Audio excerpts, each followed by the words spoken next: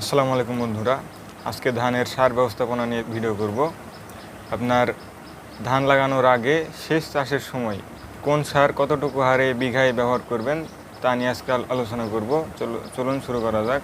কোন সার কতটুকু হারে ব্যবহার করবেন বিঘায়। আপনার সার ব্যবস্থাপনায় আপনার টিএসপি অনেকে দিতে চায় না প্রথমেই, কিন্তু টিএসপি একটু খরচ বেশি হলেও আপনারা দিবেন, কারণ এটার আপনার শক্তি আপনার শেষ পর্যন্ত থাকবে, ধান রোপণ থেকে একবারে শেষ পর্যন্ত। সেজন্য অবশ্যই টিএসপি আপনার ব্যবহার করবেন।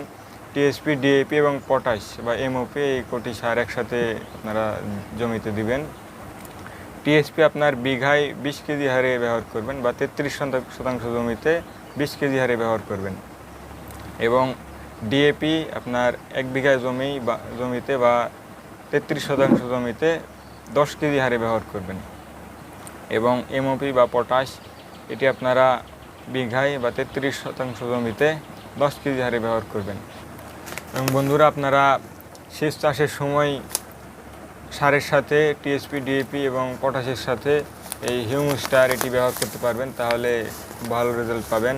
আপনার ধানটি দ্রুত আপনার সবুজ বর্ণ ধারণ করবে এটি ব্যবহার করলে, এবং খুব শক্তিশালী হবে। সেজন্য এটি আপনারা ব্যবহার করতে পারবেন। এবং এটি শিকড় দ্রুত বৃদ্ধি করবে এবং শিকড়টি মাটিতে খুব তাড়াতাড়ি লেগে যাবে, সেজন্য এটি আপনারা ব্যবহার করতে পারবেন।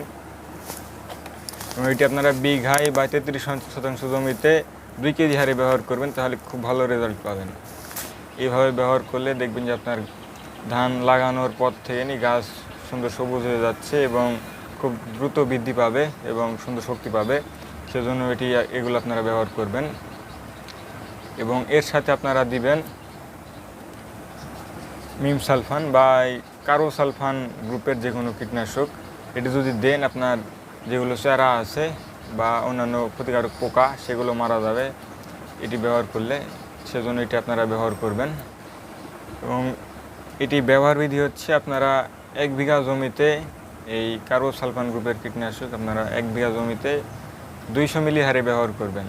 তাহলে দেখবেন যে চারা জাতীয় অন্যান্য ক্ষতিকারক পোকাও মারা যাচ্ছে এবং আপনার ধানটি সুস্থ সবলভাবে বেড়ে উঠবে এবং রোগমুক্তভাবে বেড়ে উঠবে। তো বন্ধুরা, আপনাদেরকে দেখিয়ে দিলাম আপনার 1 বিঘা জমিতে কোন সার কতটুকু হারে ব্যবহার করবেন। এই হারে ব্যবহার করলে ইনশাআল্লাহ খুব ভালো রেজাল্ট পাবেন। এবং যারা চ্যানেল নতুন আছেন অবশ্যই চ্যানেলটিকে সাবস্ক্রাইব করে আমাদের সাথে থাকবেন। এবং যারা তখন সাথে ছিলেন সবাইকে ধন্যবাদ।